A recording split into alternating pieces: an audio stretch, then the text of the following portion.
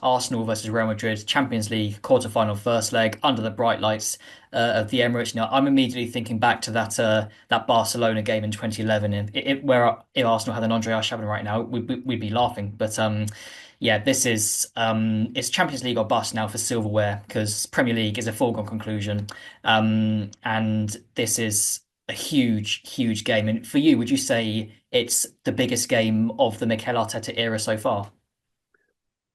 Uh, God, it's hard to sort of judge that, isn't it? Because how important were those games in the league title run-ins in the last couple of years? So important. It's the most glamorous game of Mikel Arteta era so far. It doesn't get any more glamorous, does it, than Real Madrid in North London. I was there in 2006 for the game at Highbury, the 0-0 in the second leg after Henry had scored the winner at the Bernabeu, and it's my favourite ever match I've ever been to. And it was a 0-0. There was no goals, but it's my favourite ever football match. The drama was an incredible game. It could have been 4-4, but just seeing Madrid under the lights, those white shirts, it just brings something to the table that it's just different. And we haven't had that yet at the Emirates. So it's a massive occasion for the club. It's huge tie. The whole of Europe's going to be watching.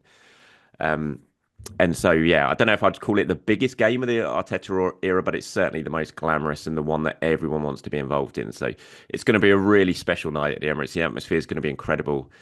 I'm saying that through gritted teeth because I'm missing it and I'm not going to be there for it. I will be in the second leg in Madrid, but I missed the first leg because of family holiday commitments, which is frustrating. But it's going to be an incredible night, and I just hope that the injuries don't absolutely ruin it as a spectacle for Arsenal. I hope they give it a really good go and really push Madrid, which I think they definitely would have done without injuries to the key players, and I hope they can still do that. I'm sure your family would understand if you left them for the evening to go to the Emirates for that game. But anyway, yeah, like you Yeah. say, I mean, it might be, yeah, we're still waiting on the defensive injuries, of course. But as we know, touch wood, the attack will be obviously Saka Martinelli. We're hoping will start. Marino's in good form up front, and a team like Real Madrid, as you say, we know they will try to attack Arsenal. And Atletico Madrid may not have done that, but Real Madrid, you expect will go for it, which could benefit Arsenal, give them some more gaps to exploit. So, like I say, we don't know yet which defenders will be available, but looking at that situation, how Real Madrid will set up, do you think attack will be the best form of defense for Arsenal? Do they just have to try and get a lead, any lead, to take to the Bernabeu?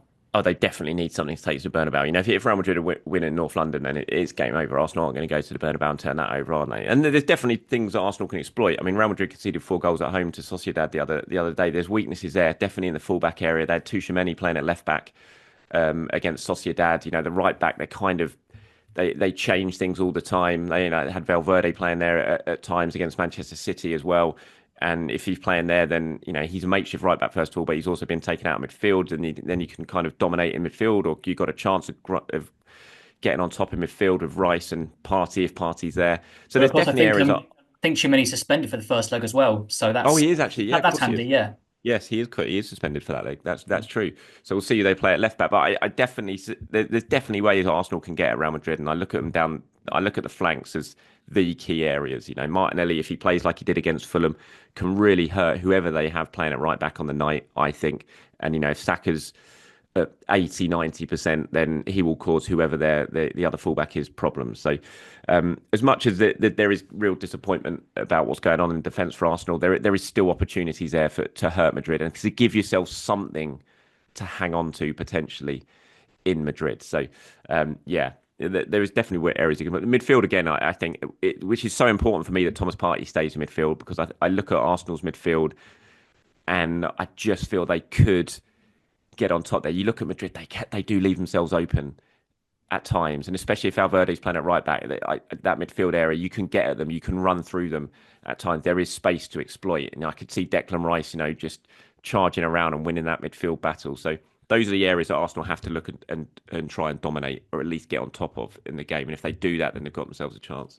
Certainly so, yes. And just to finish up, so this comes after the Arsenal women's team faced Real Madrid in their Champions League quarter final. They pulled off that brilliant comeback at the Emirates in that second leg. So it's quite fitting that the men are now facing Real Madrid in the quarterfinals as well. So how much inspiration can they take from the brilliant? Obviously, Arsenal aren't playing the second leg at home, but should they be taking inspiration from what the women's team did?